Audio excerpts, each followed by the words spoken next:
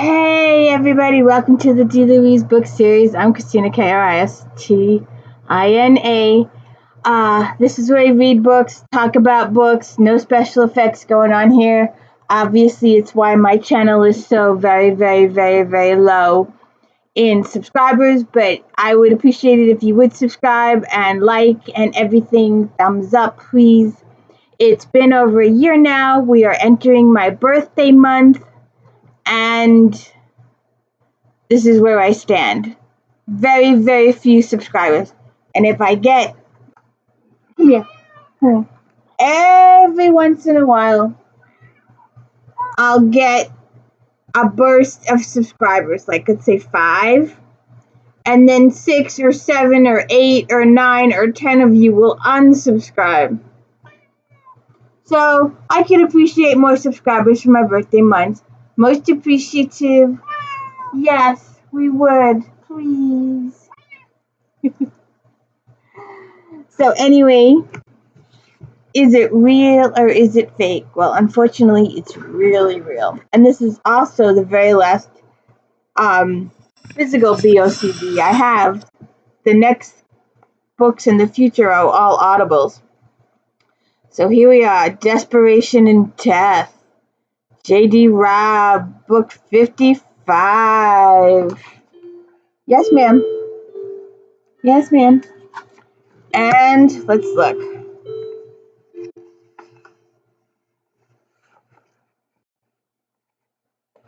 Again, a trend that was started in these books 50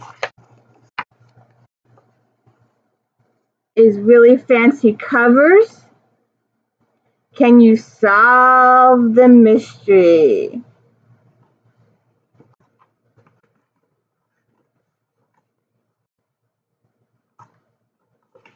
And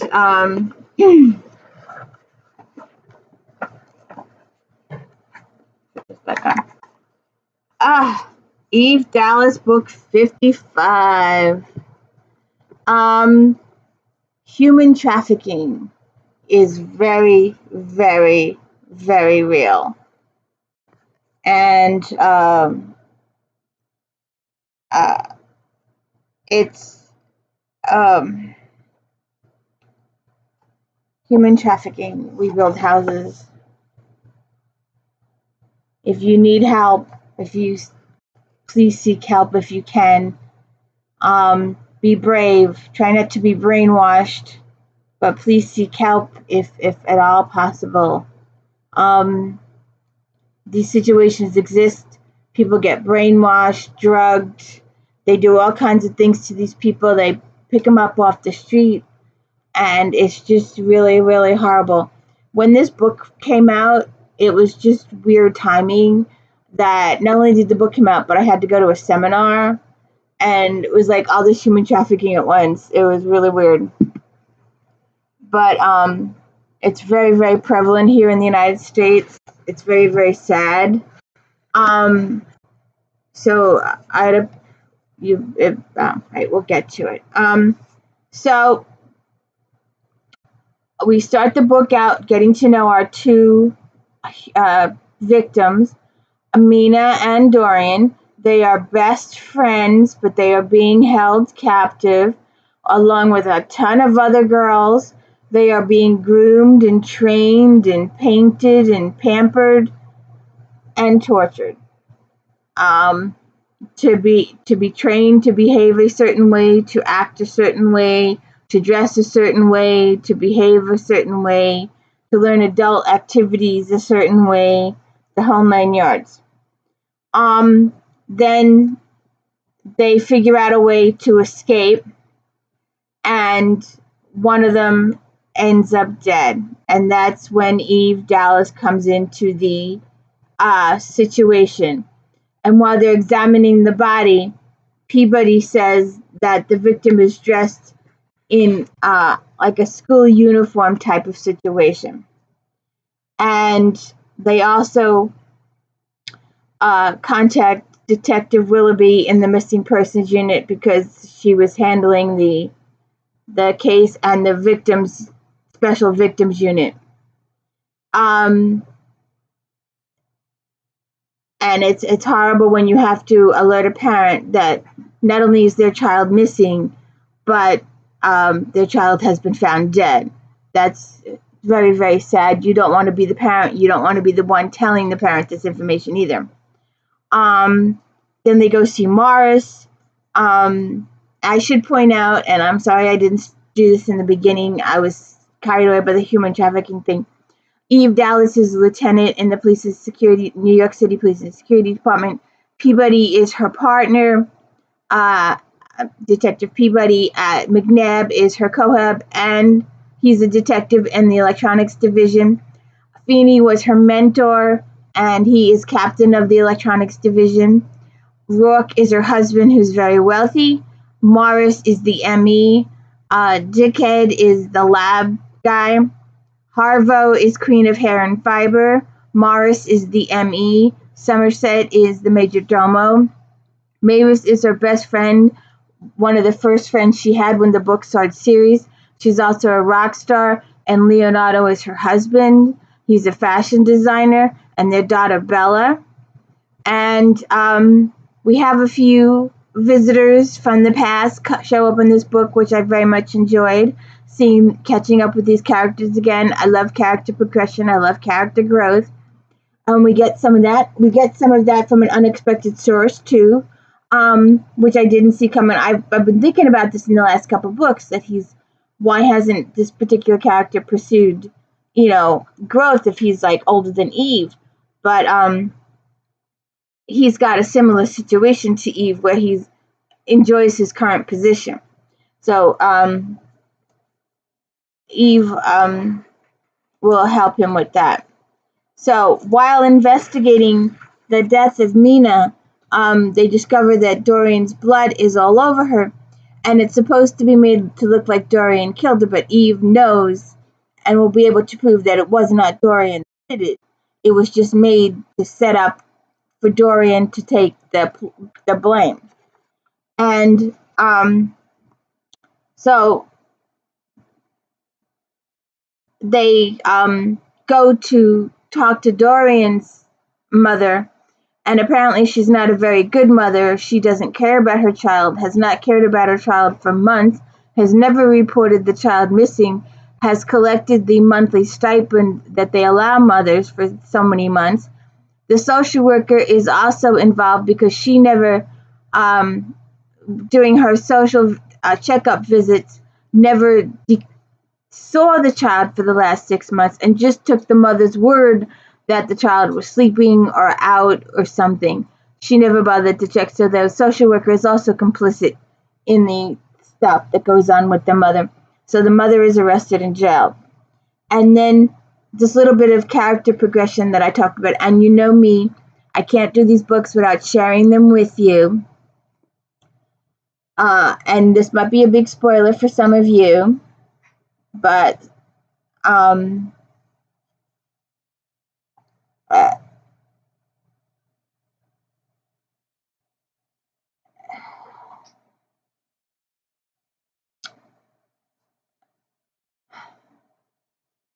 in defense, Jenkinson pressed a hand over his atomic cat. Now, boss, it's not about the damn ties. Don't make me think about the damn ties. They brighten up the bullpen. They burn the air in the bullpen. However, I've put you up for the sergeant's exam, and I'm asking you to seriously consider taking it. He looked pained, like the cat had given him a quick, sharp swipe. "Aw, now, Lou, why'd you do that?" "I'm going to tell you why. You're end first. You're the highest-ranking detective in the bullpen, with the longest tour of duty. Just because you figured I'm old. Shut up. It's about experience, instinct, skill, and knowledge. You have all of what's needed to make DS.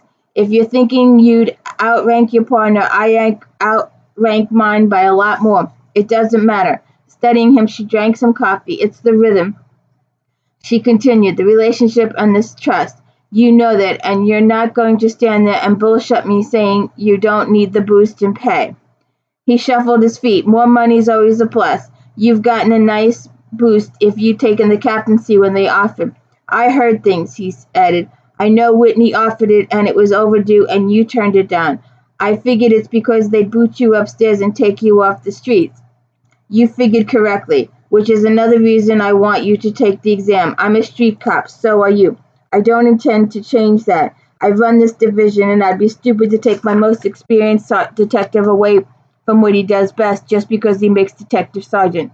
You do what you do, but with a boost in pay and rank. Don't be stupid. And they go on, and that's just awesome.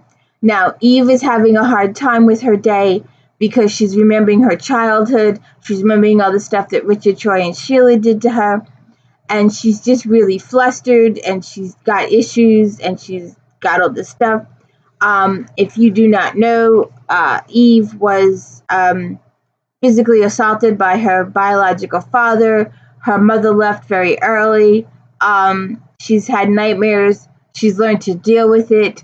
She's had Mira to help her deal with it. If you did not live through New York to Dallas, you should live through New York to Dallas. And all the previous books prior to that discuss her childhood. So she's having a really hard day, and she's remembering her childhood, and she's just got all these issues and anger issues, and she's just... So when Rourke comes in, having dealt with something secretly that's going to show up in the next book or so,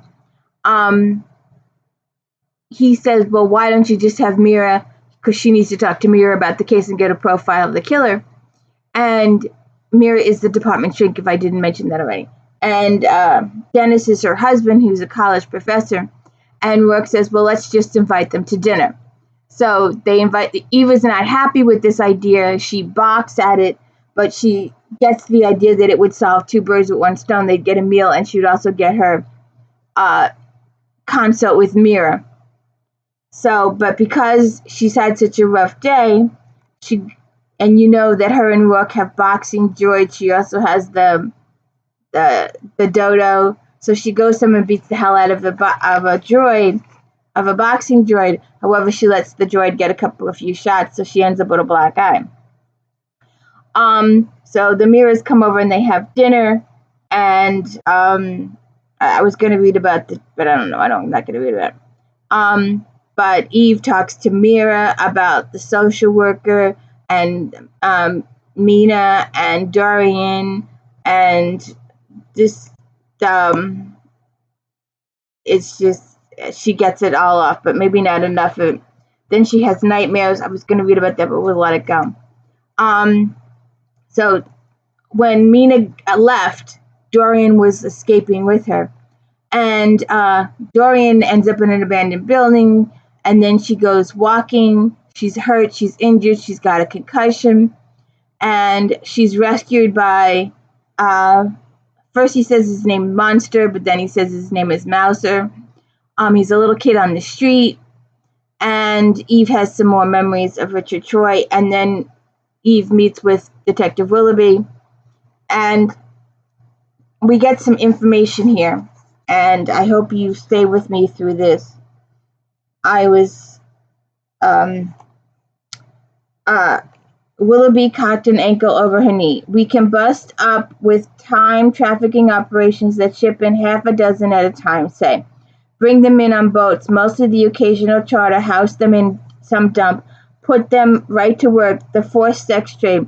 A lot of times they're promised a legit job to get them here. Modeling is a classic for a reason, and they're crammed together in a shithole rented or sold. Drug them up, get them addicted, but that's not this. No, not a shithole, no drugs, no visible signs of abuse. With her eyes on the board, Willoughby bounced her cocked foot. Psychological abuse and torture. Lock them up in a dark room for a few days, or in a room where the lights blast and never go off. Run constant propaganda on the wall. Shock collars, shock sticks, something that doesn't damage the product. Offset that with rewards, toys or games for younger ones, ice cream, candy, affection. They're going to crave it, especially the younger ones. A hug, a smile, a kiss on the head. It doesn't take long for kids 6, 7, 8 to fall in line. It does take consistency, a secure location, vigilance. Even then, some of these kids are tough customers and they find a way out. Usually ages 11 to 14, boy or girl starting to develop, attractive on the boys' side, usually at least somewhat androgynous. The user or buyer or viewer, depending, isn't into the young kids, but wants the youth, the freshness. If it's a sale, they'll likely get sold again when they hit 16 or so. Unless the buyer develops an attachment, it can happen. Or find other uses, but trade-ins are common. Back to the assembly line, Eve thought, like a fucking car. You got it. The way this reads to me, you've got a syndicate with a lot of arms. Scouts to find the kids, they may double as pickups. They're going to look harmless, ordinary, maybe, or look pretty. Kids trust other kids more. That helps get their trust. I look like one of them. Alternately, they might look or pose as authority, as a cop, a teacher, first responder. Some kids taught to respect. And she goes on about human traffickers like that. So then Eve decides she's going to get Nadine involved. Nadine is a reporter for Channel 75. She's also got her own show. She's also written 2 books on the I-Cove case and the Red Horse theory. We really don't see much of that in here, which is okay considering the subtopic of the book. But always when she meets with somebody, it's always nice to get that little light moment of, oh, I know who you are because of the movie or the vid. Those are always nice little cute moments. So Eve fills Nadine in, and then Nadine lets loose with the on-air bulletins about the missing teens and how Doreen is a person of it. They want to speak to her. And our old friend Sebastian sees the report.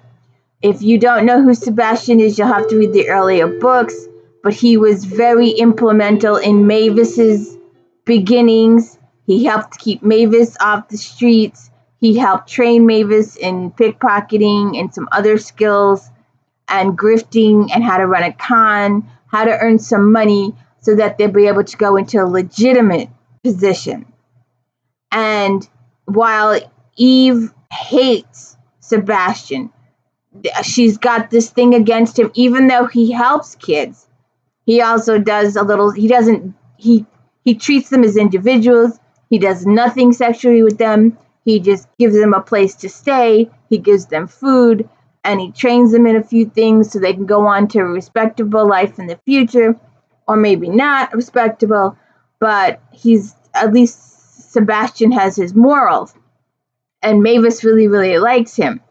And Mouser, the little kid that rescued Dorian, gratefully enough, he lives with Sebastian. So when Sebastian puts all the pieces together and sees the news bulletin, he calls Mavis to arrange a visit. But in the meantime, I've got a little too far ahead of myself. We get a little peek of a friend of ours. We've seen him in about 3 or 4 books now, and he's such a cute kid, and he's such an enterprising little businessman. And then we learn later on, because I kept thinking, why doesn't Rourke help the kid out a little bit? And apparently he already has told the kid that when he's ready, Rourke is there for him. The kid lives with his grandmother. She hiked her way to a stall selling I Heart New York caps and t-shirts and other tourist paraphernalia. The kid had one of those growth spurts, she realized, as she watched Tico make a sale. The young entrepreneur still had a baby face, but he now wore his hair in short dreads and sported a pair of wraparound shades on sale in his stall. He shot Eve a grin when he spotted her. You need these. He plucked up a pair of shades, mirrored lenses, and black frames. I've got shades. Why aren't you wearing them? She probably lost them again. No, left them in her desk. No, in the car. Shit, who knew? I want to show you a couple of pictures. He grinned faded. You got trouble? Someone does. I'm going to show you. Then I'm going to send copies to your link so you can show them around. Hold it. Buy 3, he told the potential customer. You get the 3rd half price. Short-handed today, he said to Eve. Girl who helps me went and sassed her mom and got herself half arrested. He made the sale, turned back to Eve, then studied the photo of Mina Cabot. That's the girl got dead. Saw it on screen, it said. Did you ever see her before that? Before on screen? Uh-huh. Hard to miss that hair. Check it. And the looks with it. Right. How about this one? Eve swiped to the photo of Dorian Gregg. Tico frowned, turned his head side to side. I remember her. Eve felt a lurch in her gut. Don't tell me what I want to hear because I want to hear it. Why I lie to you? You're the good cop. I took my granny to see your vid about the clones. Frosted Supreme. I remember her because it was back during holiday sale time. Maybe December, maybe November, but late in that, 'cause I had stuffed turkey stuff on clearance. Turkey stuff, so after Thanksgiving. For sure after. Um, he, he held up a finger, walked over to a couple fiddling with the shirts and caps, made his pitch. Damn good pitch, Eve decided as he sold and bagged 3 shirts, 2 caps, some sort of purse thing, and shades. For sure after, he said again when he stepped back over to Eve. And not here. I got a second stall downtown. I expanded. The grin popped back. I got 5 employees. 2 stalls, 5 employees, Eve thought, and he was younger than the child in the morgue. Do you have any trouble anyone trying to hassle or hustle you? He marred a short snort with a shrug. Maybe they try, but I handle that. Plus I made friends with the beat cops, even the droids. I just show them the card you gave me. Say Dallas is a friend of mine. They look out for me and my staff. She decided the kid would like to give Rock a run at owning half of New York one of these days. I love these little blitz. I love them. So, like I said, um, Sebastian sees the report. Jenkinson comes to her and agrees to do the exam. And then Sebastian, knowing the situation, uses Mavis to get the in because he knows Dallas doesn't like him. And he wants the kid to trust. He wants Dorian to trust. So he calls Mavis. And then Eve goes off the deep end because Sebastian was involving Mavis. But you have to understand that, him and Mavis have a past. He helped Mavis. Mavis likes him. He likes Mavis. He can trust Mavis. He also knows he can trust Dallas, but he also knows that Dallas doesn't like him. So they have to, he goes through Mavis, and Mavis contacts Eve, and Eve goes off the deep end. So they arrange a meet.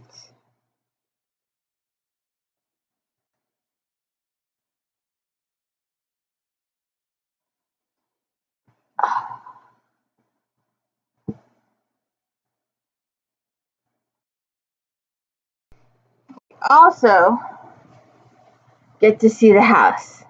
We've been getting updates on the house for several books now. Mavis has been pregnant for several books now. I have no idea. I think the last one lasted over 10 books. But hopefully, I'm hoping that Mavis and Peabody and them will move into the new house soon. This is getting to be excruciatingly long. But like I said, Sebastian contacts Mavis to contact Eve. She wanted to explode, to spew hot, molten electric fury. So did the opposite. She went ice cold. Where is she? Where is he keeping her? I don't know, Dallas. Don't fuck with me, Mavis. Not on this. Where's his hole? I don't know. Even if I did, I couldn't tell you because I had to promise. But I don't know. It's been a bazillion years since I ran with Sebastian and his kids. Jesus, since before I met you. You know that. He's holding a material witness to a murder and the key to a hell of a lot more. What does he want for her? Mavis's eyes went hot. Her voice matched it. It's not like that. I knew I'd piss you off. I didn't figure you'd piss me off. Pulling out the hard-ass goddamn cop. I am a hard-ass goddamn cop. A hard-ass goddamn murder cop with a 13-year-old in the morgue. Okay, Peabody held up both hands. Why don't we? Both Eve and Mavis rounded on her with looks that burned to the bone. Peabody lowered her hands. Nothing, she muttered, nothing at all. You need to shut up for 2 damn minutes and listen, Mavis snapped. He didn't tell me much because he wants her to tell you. Get it? He didn't want it all filtered through me. So I know one of his kids found her and she was hurt. They brought her in. Hurt how? I don't know, okay? Mavis snapped it back. I don't. He saw the media report and he's been working on convincing her to talk to you. So he tagged you up, put you in the middle of it. Yeah, he tagged me up because he figured I'd have a better shot at getting you to agree to her conditions than he would going direct. Tell me he's wrong.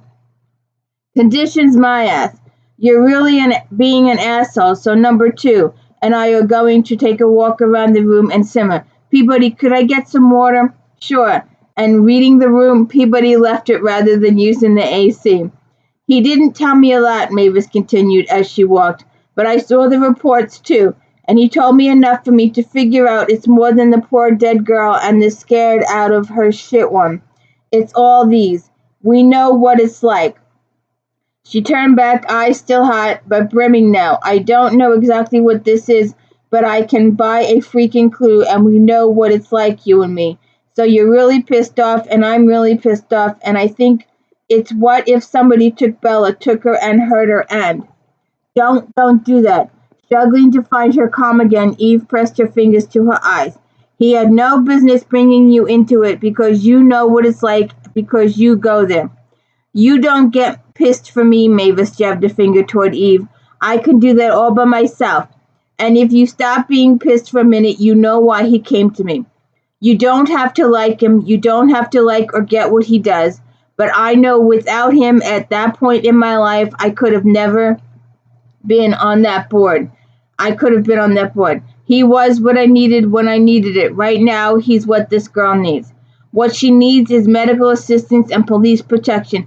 And those girls on the board, what they need is for her to tell me every goddamn thing she knows.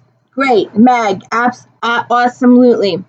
Mavis sat again, one hand running slight circles over her belly. She glanced over as Peabody came back. So, thanks. So here it is. She took the moment to crack the tube, sip some water.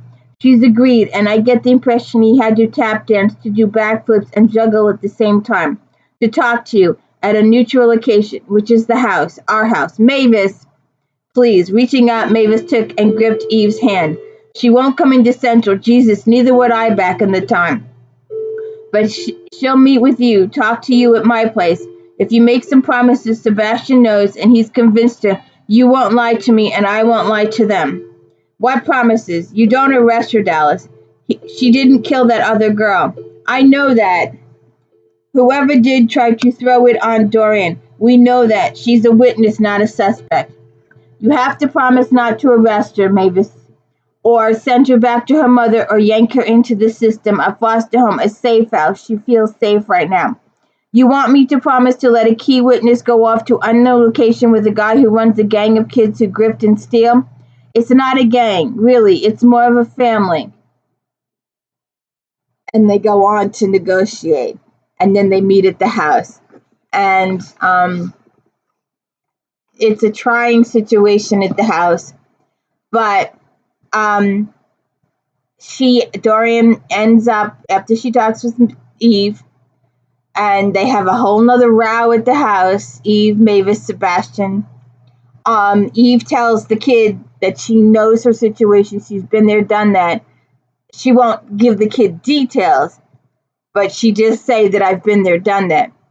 And the kid agrees to go to Andean, but only if Mouser can come with her. So Rourke arranges for the two kids to go to Andean. And Eve arranges consultations with Mira. She also calls Whitney, later on her boss, who goes apeshit, that the kid's not in protection, she's not under police surveillance, she's not in a safe house, blah, blah, blah. But Whitney, unlike Boxer's boss over at Women's Murder Club, her boss understands and gets the point. And then we see some more of the, he allows it to continue. He allows the kid to stay at Andean. And they also find Sebastian gave Eve Dorian's clothes, so they had given her clean clothes when he came to her. So he gives her the bag of clothes, knowing that the clothes will be evidence. And in the clothes was a piece of a swipe card. And the swipe card, what little bit they get of it, with Rourke's capabilities, it explodes into a boatload of information, and the book just runs from there on in. It just runs. It goes. So it just takes off and shoots and explodes. This book it didn't take long to read at all. But I do want to mention that human trafficking is real, and people get taken off the streets all the time. They get brainwashed. They get coerced. I've been through a couple of these lectures. They're really serious. They're building a house by me. I don't know exactly where. It's somewhere, in the 100, 200 miles of my city. But I do know that my organization is supporting there are several Daughters of the American Revolution chapters in my area, quite a few. We have a very large area. And each chapter in the district, which is probably about 20 or 30 chapters, maybe 16 chapters. Each chapter is furnishing a room in the house, providing furniture, providing money for paint, providing linens, and the people that they rescue will go there. They will get medical care. They will get shrink care. They will get life care.